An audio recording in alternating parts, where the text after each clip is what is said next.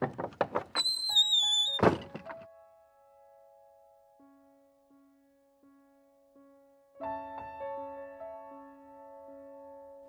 that's enough of that crap.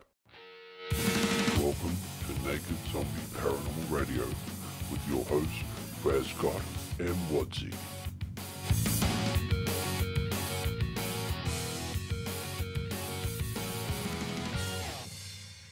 G'day everybody, Brad Scott here, and tonight I have Tony Lucus. Tony Lucas is deemed the father of New Zealand cryptozoology and joins us tonight. And we're going to discuss a few things of hidden creatures, and he's collaborated on a few books as well. So welcome to the podcast, Tony. How are you? I'm good, thank you, Brad. Now, mate, where do we start? Tell us about being a New Zealand cryptozoologist. Well, basically cryptozoology breaks down to the search for hidden animals, and most all of your listeners will have heard of the Loch Ness Monster and Bigfoot, Yeti, creatures like that. Well, basically, New Zealand cryptozoology is, we've got those sort of monsters here in New Zealand ourselves. We've got creatures like the moihau, which is the New Zealand Bigfoot. In fact, there's actually about 5 species of Bigfoot-type creatures in this country. We've got, of course, the notorious South Island panther.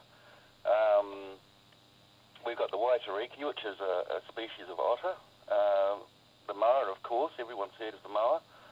And we also cover stuff that is presumed to be extinct, like your moa, of course, and then you've got your New Zealand laughing owl and the extinct kokako, species such as those that are hopefully may still exist as well.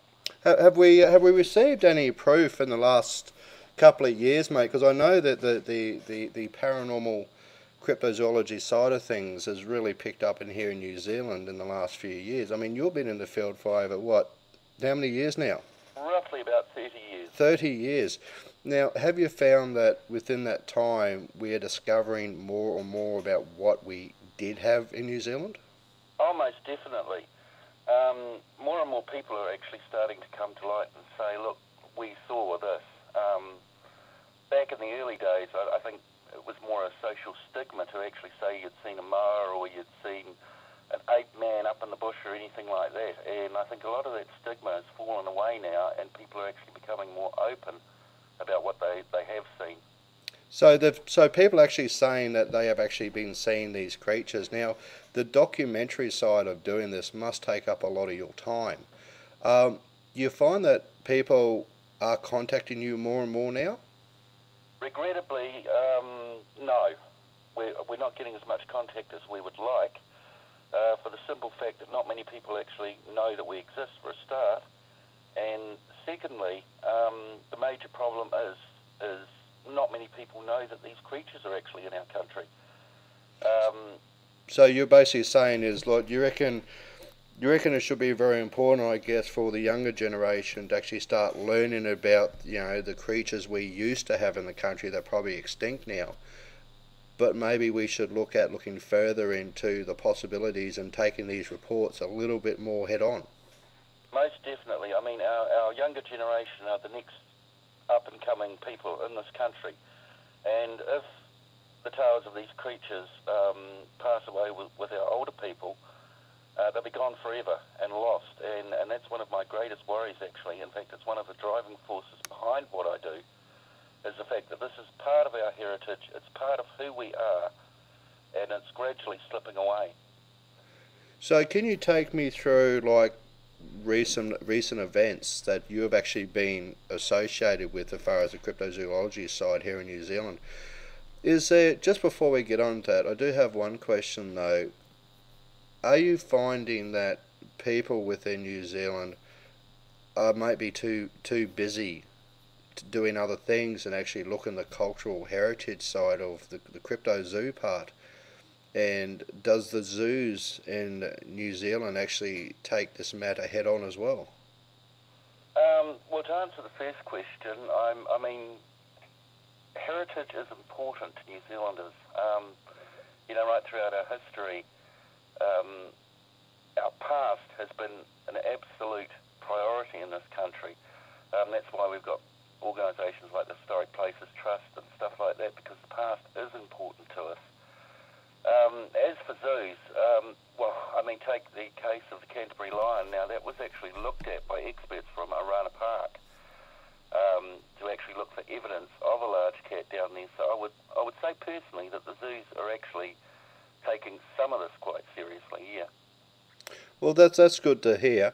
Now, the information that you get from the general public, if you get, say, someone ringing up saying, hey, Tony, listen, I've just come back from such and such a place. Mm-hmm. I've had an experience, I've come across a certain creature there, or unidentified thing, I guess is the best way of putting it. How much time and resources would you take to go in and check this out?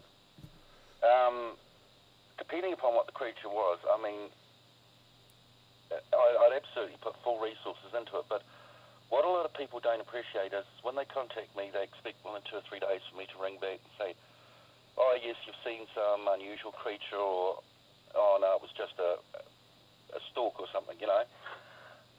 It doesn't work that way. For a start, you've got to research the area, you've got to find out if there have been other sightings in the area, you've got to contact people like, well, recently I had a report of what could have possibly been a laughing owl in Northland, which would have been highly unusual. So the first thing I did was gone onto the ornithological societies up there and said, right, has anyone seen the largest owl-type birds?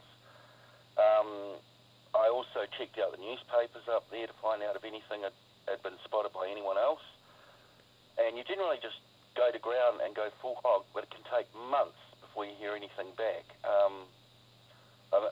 Depending upon what the actual creature is, it depends upon the time you've got to really pump into it to get anything back. Do you, okay, well, just for the listeners so they understand, now we're going to mention some creature they may have never ever heard of. So what we're going to do is going to break them down, especially for New Zealand here, on what these animals actually are and what to look for if they are out.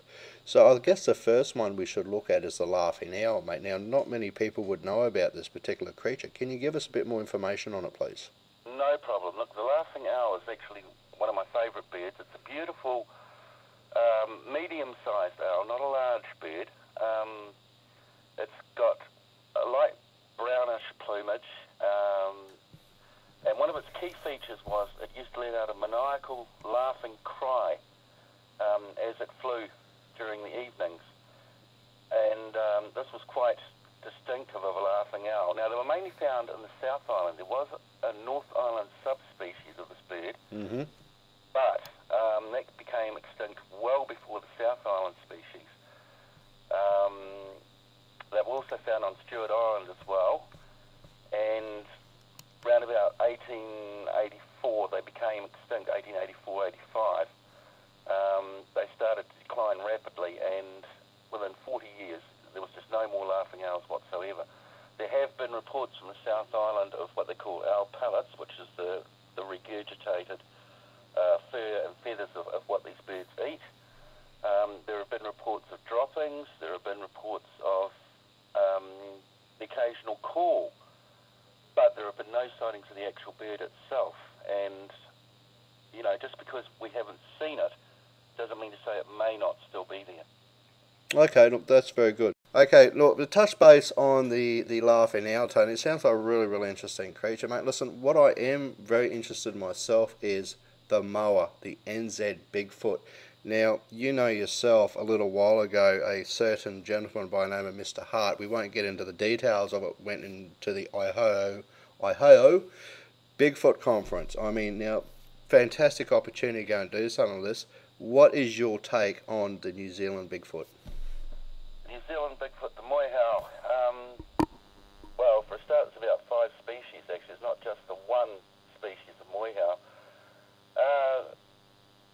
Personally, my view is that these creatures have actually become extinct before we've even got to know them, which is a real shame. I mean, these were apparently great big ape-like creatures with long talons. Even the bravest Maori warrior was scared to venture into the territory in which these things lived. And when the Europeans came, they distinctly told the white man, you know, stay away from certain areas. These things will rip you apart and will quite happily eat you. Have we, sorry to cut you off, but have we got any actual physical evidence? Like, and you know, usually 9 times out of 10 there's either like a track or a mold taken out of a footstep, or besides going from the stories, have we actually found any physical proof that this creature, the moa, the New Zealand Bigfoot, actually did exist? Regrettably, no, actually. There's no actual footprints, we could only more or less go by what we've been told and what the encounters actually tell us about these things. The problem with getting tracks in that, in New Zealand especially, is the forest floor is not really suitable for making tracks. There's a lot of leaf litter, a lot of stuff like that, which doesn't really leave a very good impression. So regrettably, we haven't got anything. I mean, like the Bigfoot in America, they've got tracks. The Yowie in Australia, they've got tracks for those. But regrettably, in New Zealand, there's just no way we could get a decent track or anything like that. And as I say, I think these things have actually become extinct, or if not become extinct, have verged on becoming extinct. And I think more when these creatures were around, the naturalists of those days were more interested in shooting something to bring back a specimen rather than looking for prints or anything like that, regrettably. That brings up a good point, mate, because when you look at the past history, especially in America, and that with they're the Bigfoot and the Sasquatches and all the rest of it. I mean, I don't know. I mean, I'm not 100% know much about cryptozoology. I really love the field myself, but there's still so much for myself to learn. But would you think that actually would have found skeletal remains or something like that, or do you think, as far as extension goes, we're talking back more than just a couple hundred years? Well, in all honesty, now I actually wrote an article on this regarding finding bones and stuff in the bush. Now, that's highly unlikely. I mean, you take the amount of trampers that have gone missing in the bush and nothing's ever been found. Once something dies in the bush, very quickly nature covers it over and uses those resources. And you'll find even after a year or so, the bones are just about gone. It's all been absorbed into the forest floor and it's absolutely gone. There are people who have found mounds and that which could possibly, if this creature was a communal creature, be burials. I mean, these things are said to have a Stone Age technology, and it's quite possible there could be burials up there, but the chances of actually finding those in the New Zealand bush are extremely, extremely thin. That's a point, but when you look at it, New Zealand is quite a small country. It hasn't got the size of Australia or the States. When you're talking about something does go missing in the bush, surely because we are a tiny continent, wouldn't it make it easier and have more documented evidence of these sort of creatures happening? No, not really, because I mean, you'd ask a lot of the search and rescue guys. If someone goes missing in the bush, it's a heck of a job to find them.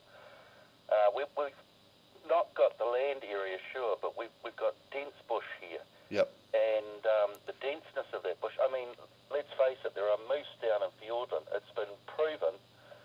The moose were released in the 1900s, which is actually another cryptid because apparently they disappeared, or so everyone thought. But the only way they have identified that there is actual moose there is they found some hair, which was tested, and the DNA actually proved, yes, the moose still exists because the bush down there is so thick that a moose can move through it and it could be feet away from you and you couldn't see them.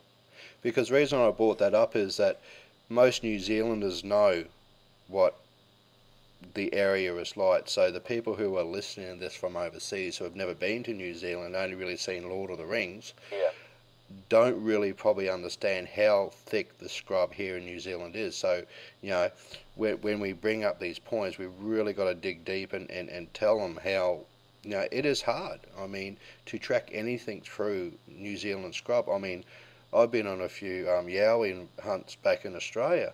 Right. We have bushland, but it's not as dense and it's not as... I mean, we do have some dense areas in Aussie, especially around the Kimberleys and stuff like that, but New Zealand is so compact with its landscape and that, and there's massive mountain ranges, and it's just look, being Australian, New Zealand is just such an awesome country. There is so much on offer here. Well, I mean, that's what's great about this country. For capita per look at it and you find out how many actual cryptid creatures we have in this country, per capita area, we have the greatest concentration of cryptids in the world. And like that is just absolutely mind-blowing. So can we go on a few other of these creatures? I mean, these are things, so people are listening to this and they're actually going out. What I like to do is explain to them, especially, mate, look, you know what you're talking about. You've been doing this for 30 years. Right. Remember that. So when people are going out, there's some key points that should we look for when we're out, if we're going out, especially on a crypto hunt. Right. Is there certain things that we need to take in consideration? There's certain types of animals. Can you explain that to us, please? Yeah, certainly. Look, your main key thing is your own safety. Yep. I mean, that bush out there is dangerous. First aid, adequate clothing, bush law, school up on that first, because there's no point in going out looking for something that you can't find if you end up having to have someone try and find you. I use an old saying, and I use it quite regularly, is I'd rather be investigating than investigated. Exactly. Yeah, because even on the NZPI website, there's a special link under Tips by Brad, which actually has first aid training on there, and was done by the guys over in the States, which is really good. Right. So they actually go and see if you break your leg or you fall over, how to do a splint and all the rest of it. Well worth checking out anyway. Sorry, mate, keep going with that. Yep, no, absolutely. Safety first. The second thing is you need to move quietly. I mean, if there are still moihau out there, any creature out there, for a fact, if it hears you coming, it's going to be gone in a flash. The moihau actually are a case in point, because originally the Maori warriors feared them. They were fearful of being attacked by them, because these things had no hesitation in attacking. Then the Europeans come along, these things learned that, okay, Europeans can kill from a distance. Something to be scared of. They then became very timid, from the historical accounts that I've read. So the second thing you've got to look at is to be able to move quietly, to be able to move so these things don't know you're there, and if you attract attention to yourself, you're not going to see a thing. Bright clothing, stuff like that, is just a total waste of time. You needn't even bother. Camouflage clothing, is really good. If you're going to go out hunting these things, make sure you take a good camera and get snaps, because pictures speak 1,000 words. Also, another thing to take with you is a bag of plaster of Paris and a canteen of water. So in case you do get in some tracks. You get your track that way, and Yep. it's the best way of getting it is in your plaster of Paris. And if you haven't got that with you, I mean, you're just wasting your time, because a photo, when it comes to a track, a solid object is a lot better than a picture. Yep. And actually analyse what you're looking at. Just touching on that now, this is probably a point to consider as well. I do know in Australia that the indigenous Aborigines of home, there are certain areas that you cannot go into without special permission. It is all to do with the land rights and customs and cultures in Australia. Now, you would have the same thing here in New Zealand, wouldn't you? There's certain areas that are off limits. Is that correct? That is correct. There are a lot of areas that are off limits, and you would certainly check that out first. Also, another good thing to check out is go to the local iwis and say to them, look, I'd like to go up and have a look. Is there any problem with that? Because, I mean, you don't want to be tramping around up there and invade a culturally sacred site. I mean, it's not the thing to do. You have to be considerate of, especially in this line of cryptozoology, you have to be considerate of cultural feelings, because the last thing you want to do is offend anybody, because straight away you're sunk. No one will talk to you, no one will have anything to do with you if you blow up with the cultural side of it. And as you say, it does take a lot of care and attention to that side, because as a lot of people will tell you, the Maori culture is very important to everybody in this country. That's right. And you certainly don't want to tread on anyone's toes for the sake of trying to go out and find one of these things. I mean, you'll find that my mother's actually got a perfect saying: you get a lot more bees with honey than you do with flypaper. Yes. And if you talk to the local iwis and that, talk to the local people, they may be open enough to say to you, well, yeah, look, we've heard of these things. Where you're looking is totally ridiculous. Try such and such a place. Because I think that's important that you do contact a local iwi or whichever cultural heritage you are dealing with, is speak to the elders. Of course. Speak, because the stories do get handed down from generation to generation, and you'd be surprised on what information you can actually gather by this. I mean, even back in Australia, I mean, there's certain things that you can and you can't do, but in some cases, if you ask them to come with you, 9 times out of 10, they're more than happy to teach you, especially if you're a Pākehā or non-Indigenous person like myself, being, Australian. They're more than happy to take you through the whole, well, this is what our custom involves. This is how we did it back in the days of our forefathers. So, very, very valid point to make. Like, you've got to respect that. Oh, you have to respect. If you don't, then your time as any sort of investigator is very short-lived, because it does get around. Definitely, and the thing too is, you can't be one of those sort of people that go to all that trouble to do that, and then think, oh, well, to heck with it, finding this thing's more important anyway, I'm going there anyway and doing it. Yep. Just can't do that. No, and it's not so much necessarily the farmer Brown who's got the fence leading across the land either. It gets a little bit more technical than that nowadays. It does. Okay, listen, I'm very interested in a few of these animals, mate. Now we've gone on to the what steps we need to take when we go out on a cryptozoological hunt, so to speak. Now, I hear there are some interesting creatures down the South Island. Yeah, look, the South Island is an absolute haven for crypto creatures. North Island, not so much, but I think that's because the North Island has greater population density than the South. Your South Island has got a lot of places that people haven't even tried. I mean, Fiordland's a classic example, and down there we've got the moa. The possibility is the moa still may exist in the dense Fiordland bush. A lot of people have actually admitted that fact. You've got, of course, as I said, the moose. You've got creatures down there like the waitariki. And please, I must ask listeners to excuse my Maori. It's a beautiful language, and I'm afraid it's one that I have not been able to get my tongue around adequately, so I do hope I am. You should have seen the looks, mate, when I first come over here. I couldn't even say my street name properly without someone looking at me funny. Oh, I know the feeling. I mean, I was born here, bred here, live here, but and as far as I'm concerned, Maori is one of the most fluent and beautiful languages spoken when it's spoken properly, but I've just never mastered the art. Yeah, mate, I can even butcher the English language quite well as well. Well, as I've always said to my editors, look, I only write the stuff, I don't speak it. Actually, I'm quite interested, because I do know in the South Island there's been reports of a big panther down that way, hasn't there? There has, yes. Could you tell us a bit about that one? The most famous one down there, I mean, there's about, as far as I can ascertain, there's about 3 possible species of big cat down there. The most famous is the Lindis lion, which was seen in the Lindis Pass. In fact, it was seen only beginning of this year, I believe. Really? Was another sighting of this creature, and it's said to be a mountain lion. Now, one of the first sightings of this beautiful beast was actually by some Canadians who happened to be driving down the road, and they spotted this large cat there, and they thought, that looks seriously like a mountain lion. They doubled back and took a look, and yeah, definitely. And, these people had actually seen mountain lions in the natural environment and knew what a mountain lion was. And there's no way you could mistake a large feral cat for a mountain lion. And, of course, then there was the more recent sighting of it with it being seen sunning itself. And, I mean, if a cat's sunning itself, you can tell the difference. A lot of the Conservation Department actually pass a lot of big cat reports off as large feral cats, and admittedly they've said, yeah, okay, they can grow up to 14 kilograms. That's a big cat.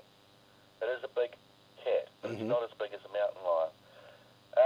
Then, of course, down there you've got your black cat, which is mainly seen in Canterbury. It's a black panther-like creature, which I believe could actually be a melanistic form of leopard.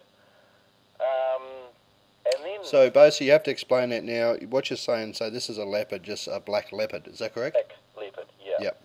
Basically, I mean, they're not unknown, and surprisingly, with this cat phenomena, there's also a species of lynx been seen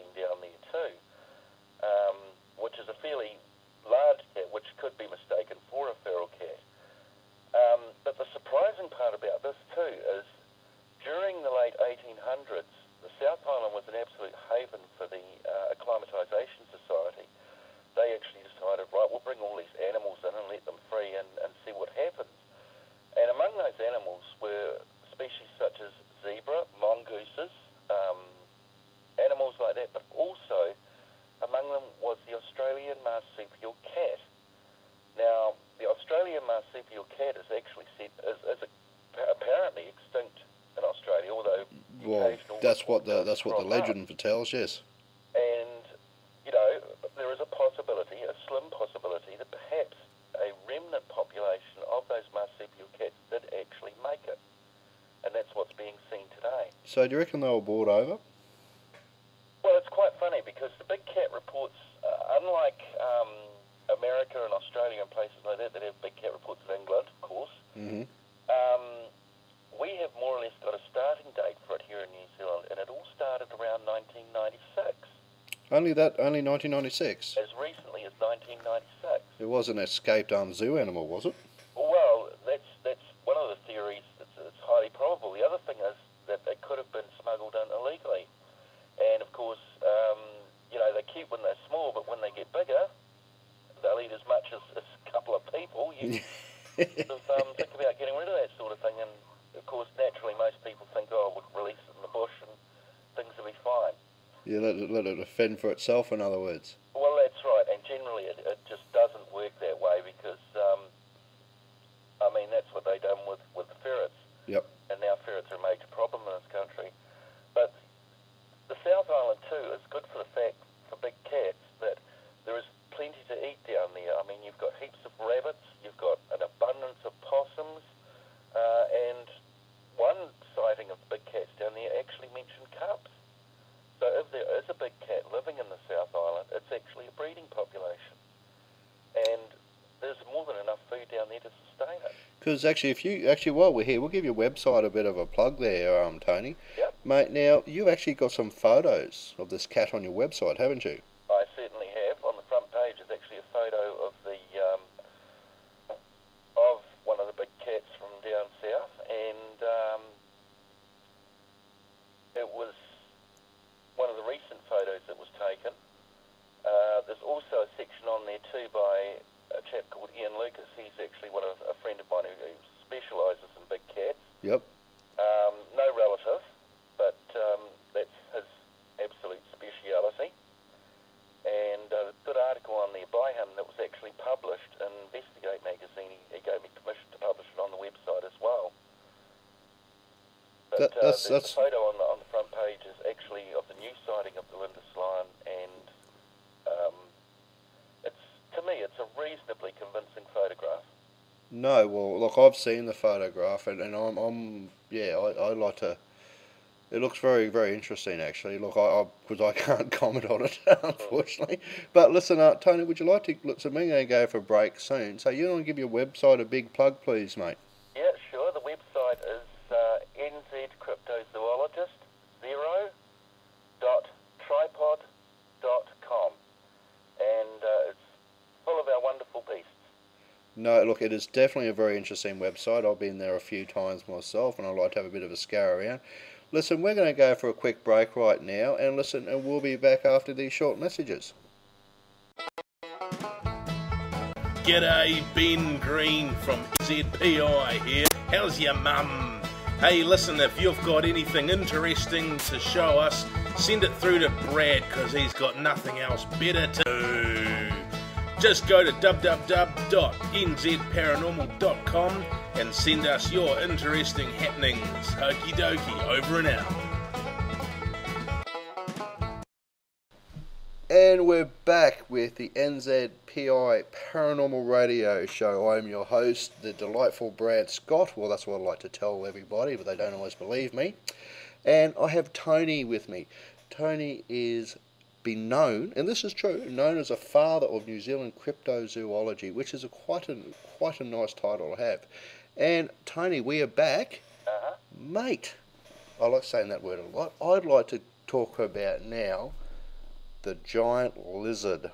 What is its name? Is it the Kumi? Kumi lizard. Kumi lizard, the Kumi lizard. Mate, now, this is from my recollection of the giant lizard, this is quite a nasty bit of work, isn't it? It's a quite large monitor lizard. Now this is actually one of the cryptids that we do have some proof of, believe it or not. It's wonderful.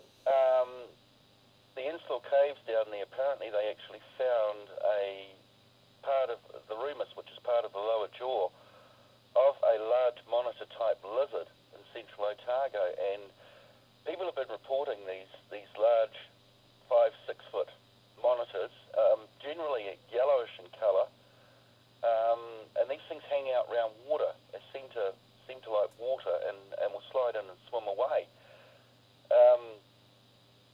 We've had reports from the North Island of them too, Hawke's Bay here, where I live. There's actually been a report of, it was one of the major reports actually, this guy had gone to, was forest cutting and went to lunch and ate with his mates and then walked through the bush just to have a bit of a walk, and they came across this giant lizard actually perched on a log, sunning itself, and he was pretty familiar with the local fauna and that, and thought, gee, that's a bit big, so he went back to his mates and said, oh, I've seen a giant lizard, and they said, oh, yeah, sure, yeah, right, and they went back, and regrettably by then this thing had gone, but I've been looking back through reports, and surprisingly enough, the Aquarium Society actually in Hawke's Bay mounted a expedition after a large lizard that was seen on one of the farms here round the coast, which actually sounded very much like a kumi lizard. And recently, to a trip to Gisborne, I actually managed to obtain more information of another sighting of it about 40 years ago, where this young woman actually came across a very big lizard which came out of the grass and startled her, and she went screaming back to her parents, complaining of a very large lizard, and they just thought, oh, well, you know, typical kid, it's probably just something that's a skink or something that scared her, but to this day she's quite adamant it was a very, very large lizard she saw. Can you give us an idea on how big this lizard actually is, mate? Because I hear it varies from different, from say, to 2 to 3 feet long to friggin' up to 6 feet. Is this correct? 5 to 6 feet is one of the earlier reports actually stated they were about 5 to 6 feet. And it's funny because when Cook actually landed in Queen Charlotte Sound in 1773, the local Maori down there actually were talking of cooking these enormous lizards and eating them. And there'd be quite a good lot of meat on a 5-6 foot lizard. So they must have actually been around for them to hunt and eat. The average report states about 5 or 6 feet, but there's also, they believe, a subspecies which is about 18 inches long that was found in the Hokiringa River, and they reckon that it lived around the boulders there. So this lizard has several different off-species of itself. So have they put it down to actually being anything that would have been brought into the country, or could have this animal actually been here since, long time, I guess? Well, it's quite highly possible it's actually been here since day one, because, Australia is full of monitor lizards. There's nothing to say that they couldn't translocate from Australia to here. I mean, we get a lot of our creatures come from Australia, or originally came from Australia. And the monitor species over there, as you well know, is quite common, and it wouldn't take much for one to actually establish over here. Also, the other thing is, giant lizards, we only have birds here, really. There was only 3 species of that, which covers the mammals. There was also the giant gecko here, which is another cryptid, and that was 2 feet long. I mean, that's a pretty big gecko. That is a big gecko. I mean, we get geckos back in Oz, and they're the cutest little things you'd ever see, and they scamper as soon as the lights come on, and they scamper over here. But I couldn't imagine something 2 feet long sitting up my wall looking at me going, oh, how you doing? No, it sort of put me off sleeping at night a bit. Proven. The funny part with the Kawakawa Ao, as the giant gecko was called, is it wasn't actually discovered in New Zealand. It was actually discovered in a basement in a museum in France. And they looked up only match to this type of lizard was in New Zealand. It was an endemic New Zealand species. That's amazing, isn't it? So they actually brought reports back of this thing, and I think it was the local Maori near Rotorua said, yeah, we knew of these things. We've known of them for a long time. They were mentioned in oral law, and there was actually some mention of the fact that there may still be a colony in the Rotorua area of these giant geckos. I mean, it's amazing the fact of what we don't know was here. We know more about what wasn't here than what was, because they've actually found fossilised remains of a giant python that lived in New Zealand. They've found bone remains of a giant crocodile that was actually here. A crocodile. A crocodile. In New Zealand, the only place where I feel comfortable swimming. Exactly, and yet there used to be a species of crocodile here. I mean, we're talking millions of years ago, but it was here. And also, I mean, they only thought we had bats were the only mammals, but they've now found that there was actually a small species of mouse that actually lived here as well. So, as I say, they know more about what wasn't here than what was. Well, it's funny how stuff does get lost. So this is a point that, look, I want to get a couple of the other creatures in a minute, but look, like the jaws and all the rest of it. Yep. But what I am interested here is basically, I know you're a very passionate man when it comes to our kids, our next generation, learning regarding a conversation we've had in the past. And there's one thing you've always said to me, Brad, listen, our kids, the next generation, have to know about this. So, mate, I'd love to hear more about this, like the listeners to hear. How passionate you are that people should know. They should. I mean, it's part of our heritage, it's part of our culture. It's slipping away fast, and our kids are the next generation to pass it on. And I recently had a really great experience in Gisborne. I mean, I was up there, it was a family do, and there was a lot of people there with their kids, and I got up one morning and the kids were all sitting around, just bored as anything, and I said to the kids, hey, do you happen to know what a moihau is? They said, oh no, what's that? I said, oh, it's a great big hairy Bigfoot that lives in New Zealand. They said, oh yeah, tell me more. And I sat there for a good 3 hours with those kids, telling them about these creatures, and they were absolutely rapt.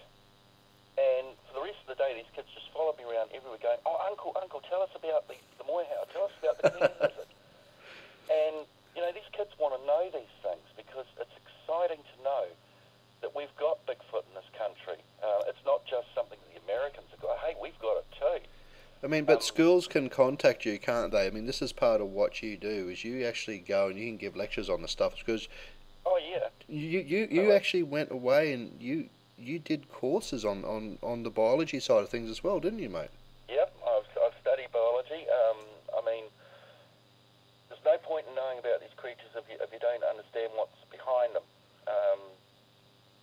You've got to know about your thermoregulation of lizards. I mean, can a lizard live in an alpine environment? Well, some can, but some can't. Yep. These are the sort of things you've got to actually know. I mean, I'm not too high up in biology, but I'm high enough for what I need for this occupation. But to really get a grip on the creature, I literally call myself a theoretical cryptozoologist because I like to get inside the animal's head. If there's a moa down there, okay, why would it be down there? What would it like to eat? Why has it happened in this? What has happened for this sighting to be where it is? Things like that. I like to delve into that side of it. Literally get in and become the animal and say, right, okay, the moihau, why aren't we having sightings? There must be some reason. Okay, the white man came, the sightings declined. Right, the only reason that could happen is perhaps the white man passed on, perhaps these things are genetically close enough to the white man to pick up the diseases. Well, that's the thing, isn't it? Because a lot of, and I know this from, in being in different fields and that, is that when you introduce a foreign supplement into someone else's, maybe their diet or their water or something like that, it can really play havoc, can't it? Oh, it can. It can actually mess up the whole. We've lost species because of this. Well, we have, and the problem with that too is you get a species that is pushed to the brink by habitat destruction. I mean, the Maori burned off large areas of forest when they settled here, and already things like the moehau, like the waitariki, like the moa, were already stressed because a lot of their habitat had actually been destroyed. Now, if you add to that stress by the arrival of another species that has a similar morphology to them and picks up, the creature picks up their diseases, I mean, you're soon going to be left with a very empty country of that species. I mean, that's why like quarantine and border security are so important within any country. Oh, look, they do a great job. Those Yeah. guys, they are absolutely on the ball. And, you know, that's what it needs because, you know, the amount of places that have lost species due to an invasion of another species or an invasion of a disease. I think Midway Island is a classic example. I think it was there that the brown snake got loose off a crate. Yep. And, like, now there is nothing but brown snakes on the island. And it's not something you want to go treading through anyway. No, exactly. But that's I think Mr. Key needs to take our beloved Prime Minister, you know, pay these guys more money. Look, they earn it. And my eyes, because they protect what we hold so dear, and we don't want to go down the track of actually losing more and more of our native fauna and fauna. No, well, exactly. Because something that could be simplified and made so easy to look after. It could. And, you know, with just a little bit of effort, and, you know, this is sort of a butting the head against the wall thing, but it's the same with the big cat sightings. You know, I mean, literally, Department of Conservation passed them off as feral cats. I know they probably love to dig deeper into it, but they haven't got the resources to do it. No, unfortunately they don't, and it's like many things within any country or any organisation. The money seems to be going on travel and jaunts and all the rest of it, and not actually being produced. I mean, I won't get started. I have a very strong opinion. Oh, I could get started. On anyway, like many other New Zealanders, Australians, and Americans and Canadians and the Chinese. I mean, we all have our own principles and own beliefs. What we're doing. Okay, listen, we're going to move on from that now because I'll just jump on my soapbox and start. It's a paranormal show, not a political show.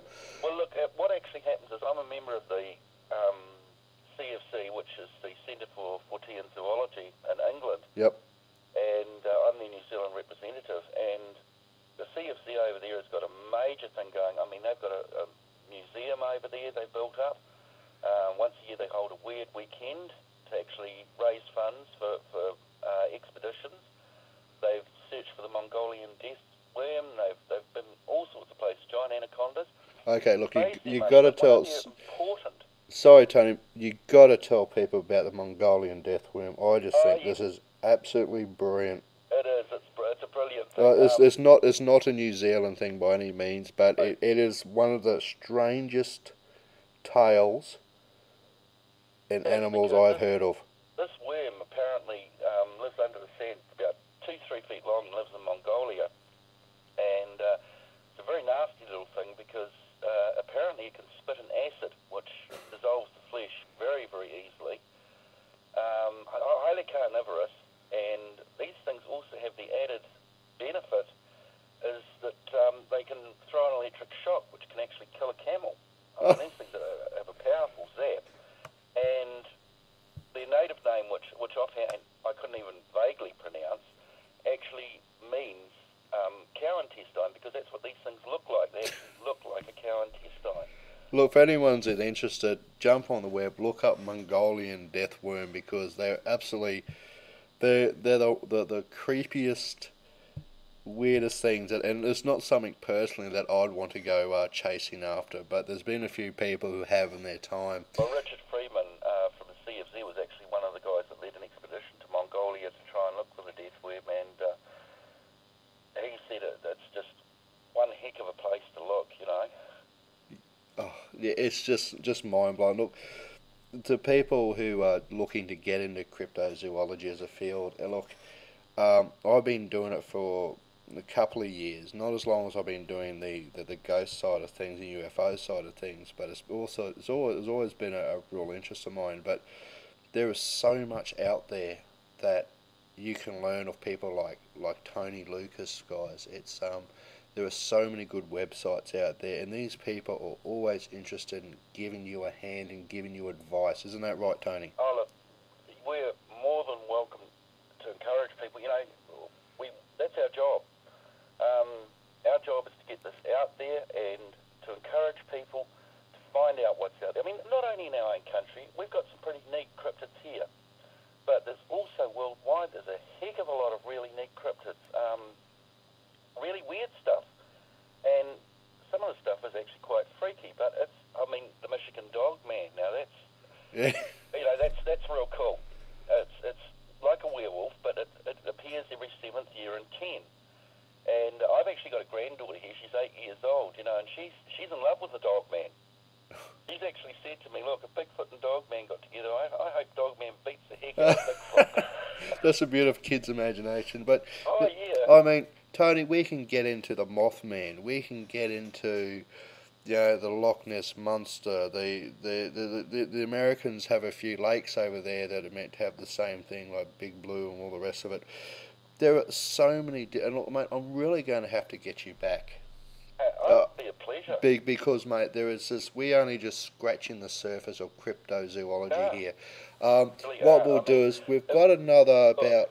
go to cfz.org is the cryptozoology website for Centre for Fortean Zoology, and they have led expeditions worldwide. Monthly, they actually put a program on there, a video program. And, if people are really interested in this stuff, that's the place to go. I mean, the director, John Downes, was actually the one over the last, God, how long have I known John? It'll be about 5 years, I suppose, guided me in establishing myself in cryptozoology and writing books and writing articles for magazines. He's been my mentor. And, this is the man who knows the ins and outs of these things. And I tell you what, John, like me, is more than happy to encourage people. I mean, this whole part of doing this radio series as well, mate, is to let people know out there who listen to the show. And by the way, I'd like to thank everyone who's emailed me and left comments. It's all been really positive. Thanks to everyone. That this is an opportunity for people in Tony's position and for yourselves to get in contact with me.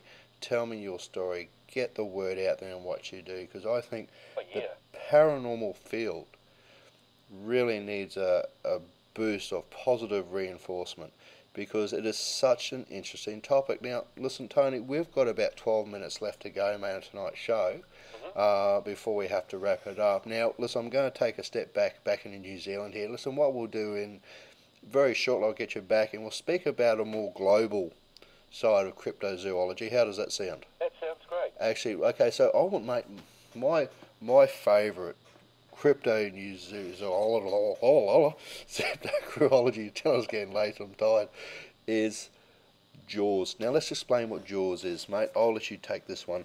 Okay, Jaws. Jaws is it's not the shark. Not the shark. No, we'll just stipulate that fact. It's not the shark. In fact, it'll probably eat the shark. But Jaws is a New Zealand version of a mosasaur. Now, a mosasaur was a prehistoric reptile, and it was like a giant crocodile, but it had fins instead of 4 legs. It had 4 fins, and it had a long tail that was flattened at the end to allow it to swim. It was a marine reptile. Now, a friend of mine actually done a very good article on this, and I've delved into it myself because it just gripped me. And there's actually a paleontologist here in New Zealand that has a theory that there is a small species of mosasaur breeding off the coast of New Zealand. I mean, it's got plenty of food. It's got the large squid, giant squid, heaps of fish out there, stuff like that. And this thing has actually been seen quite a bit. Right back in the early 1800s, there were sightings of a large crocodile-like thing off the coast between Gisborne and the Bay of Plenty. It was often seen. There was a case of a woman near Wellington who actually spent some time stuck on a raft, and apparently this thing, like a giant crocodile, came up near the raft, surfaced, took a breath of air, sniffed the raft, went under and took off. Well, that's something I really wouldn't want to come across. Well, a guy actually came too close. I think it was down in Dunedin. He was actually out things for an hour, constantly attacked his boat. Now he came back in and there were tooth marks on the boat. The boat was a mess. And literally no one wanted to know. You know, it was a matter of, oh no, don't talk about that sort of thing. We don't want to know about it. But this guy actually spent a terrifying hour watching these two things circle his boat and literally try and rip it apart.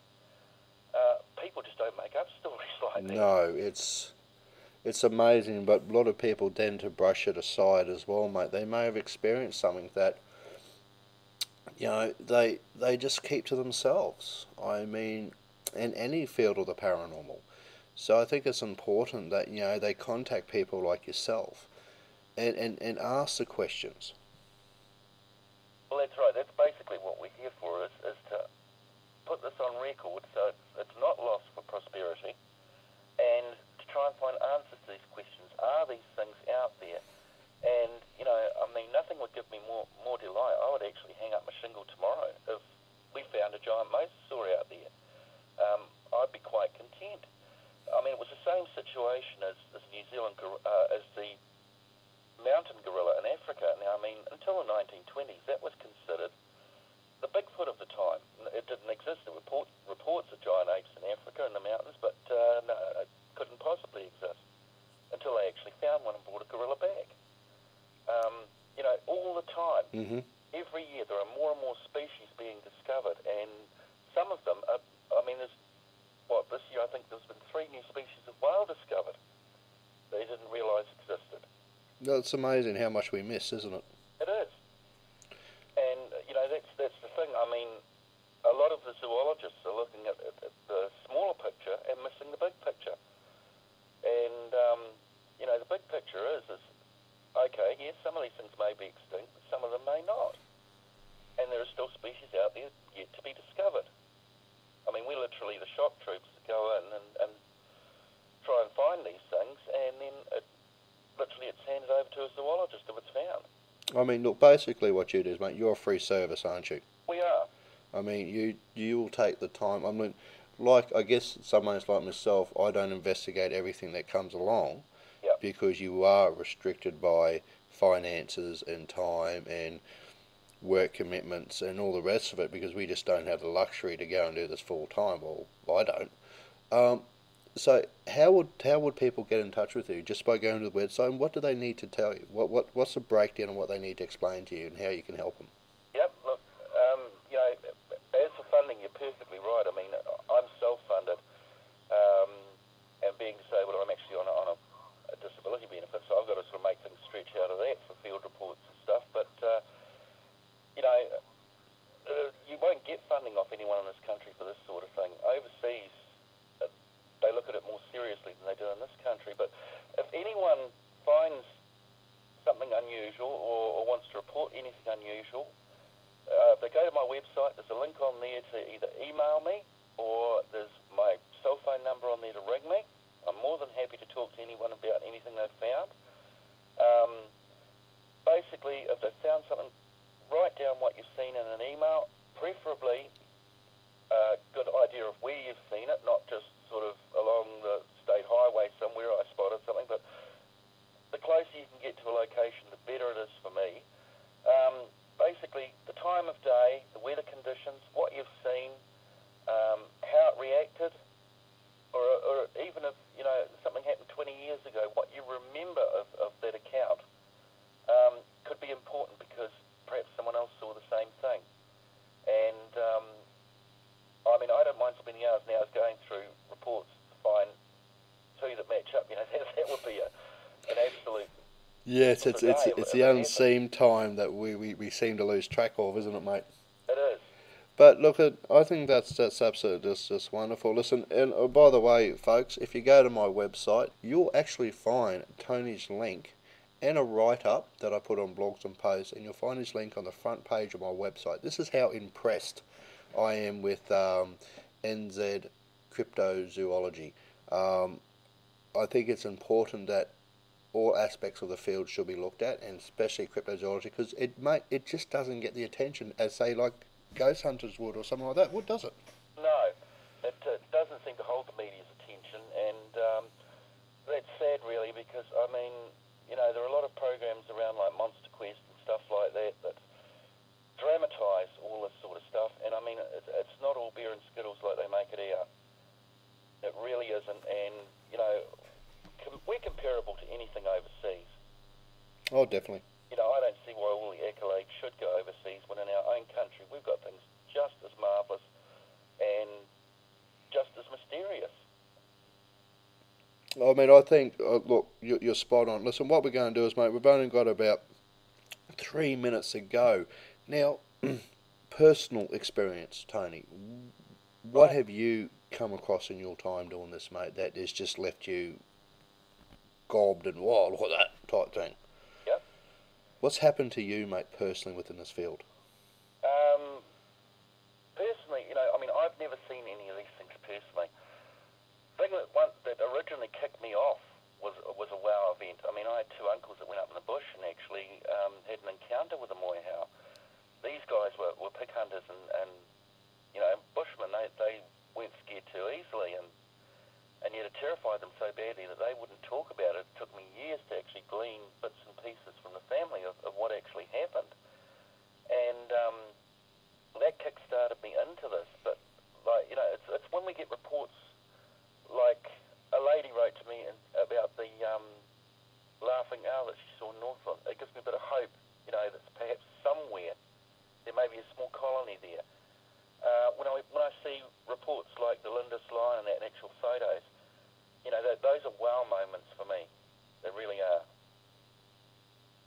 It's a beautiful thing, mate. I mean, nature throws so many curveballs at us that we just leave shaking our heads on how could this possibly be.